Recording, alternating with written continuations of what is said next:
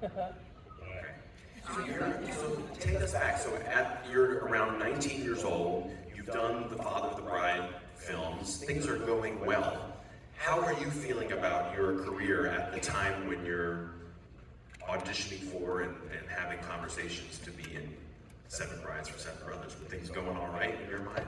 Well, yeah, I mean, Seven Brides was, I was under contract at MGM, and it was the first musical that I did. And I wasn't even supposed to do it. The choreographer, Michael Kidd, wanted all the brothers to be dancers. And it was a funny thing about Seven Brides for Seven Brothers. I always joke that I don't think you can make the film today. Can you imagine coming to the head of the studio of Seven Brides and listen, I got a great idea for a musical comedy. It's based on the rape of the Sabine women. And it's about these seven brothers, and they all go up, they kidnap these women and take them all up to this dirty cabin up there where all of these brothers are living in squalor with chickens running around the house, and they're really tough. And he says, and I think that all the brothers, they should be ballet dancers.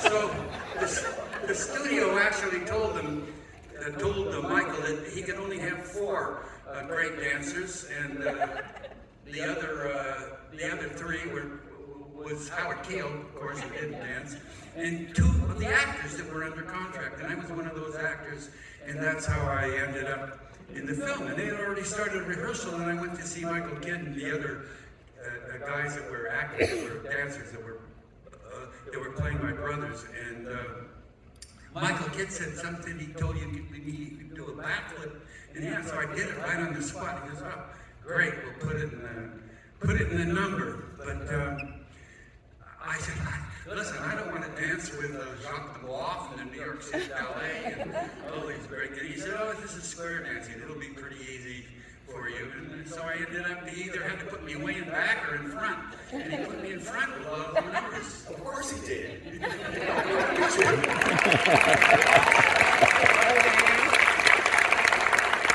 So what did Jacques Deboeuf, all the proper dancers, have to say when you came on and they saw what you could do? Were they like, that's street dancing, or were they super impressed? We were just all friends, and one of the things that, like, one of the numbers was called Going Courting, and you'll see, and it's where J.D. Powell's trying to teach us how to dance, and I was the only one that could look like he was learning how to dance. All the rest of the guys said, "Oh, dancing?" You know, hit these dancing poses.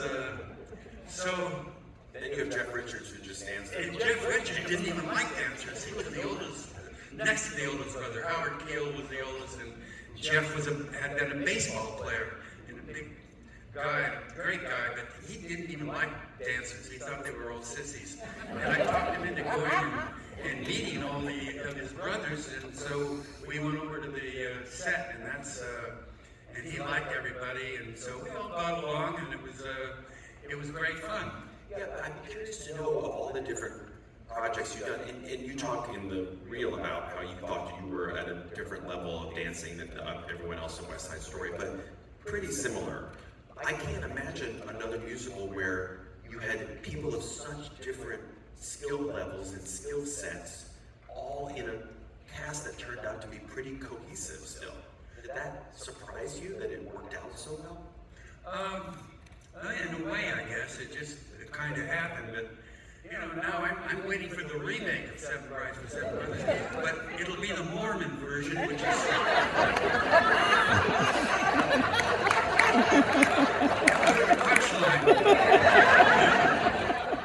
And the title will be Seven Brides for One Brother.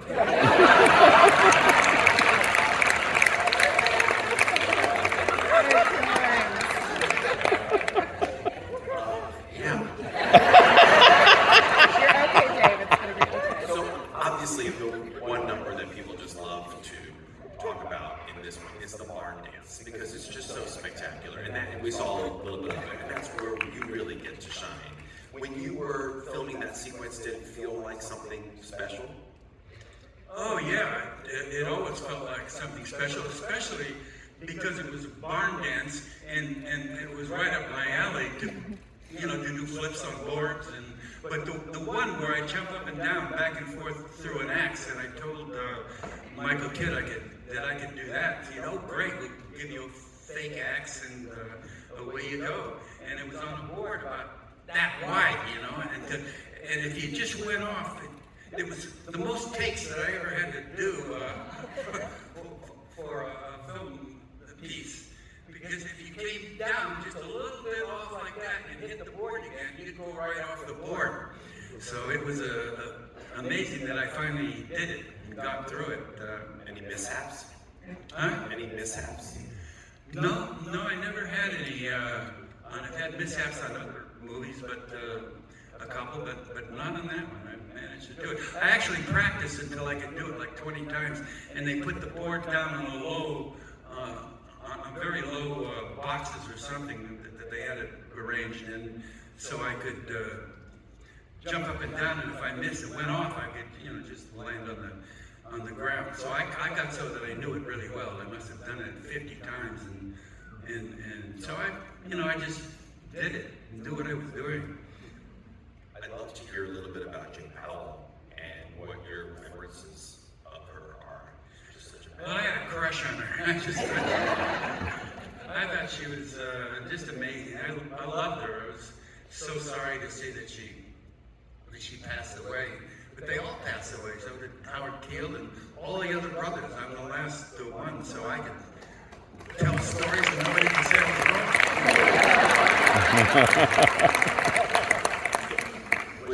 What kind of presence was she on the set? I mean, as a character, she really sets the tone as an actress in this role. What was she like as a professional on the set? She was great on the set. She cried a lot. She just started bawling. I remember, I think one of them, she started bawling when we got up to the house, and she met all the. She says, "Where do you all live?" And I said, "Here." We all live here in the house. So it was pretty wild and a crazy kind of story that you couldn't make anymore with all the rules now. They would just say, "Sorry, we can't make it." When you see the opening number, Howard Keel sings "Bless Your Beautiful Hide." It's pretty crazy. In the other number, the Lonesome Polecat number, one of the lines is, "A man can't sleep when he sleeps with she."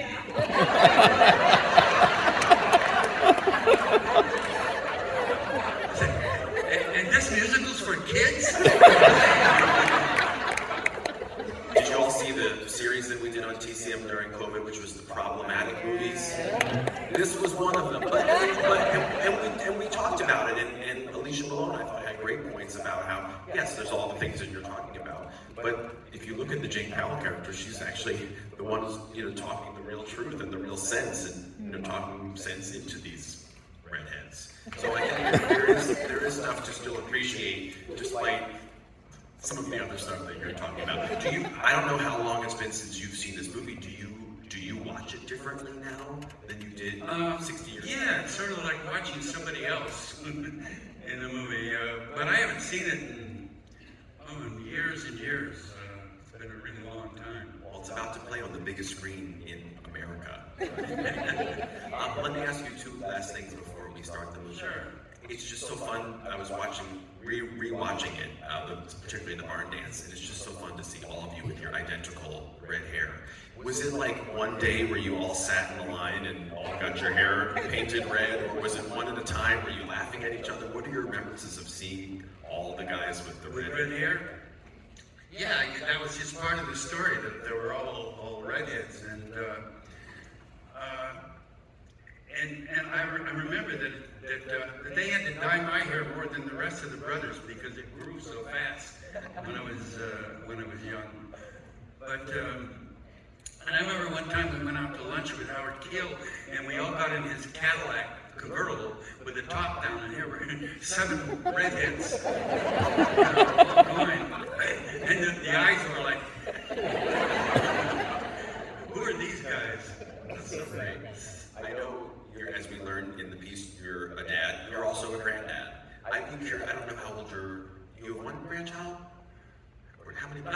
2 grandchildren. Have they seen? I think maybe more. My wife's here. She knows all my. How many grandkids? 2. 3.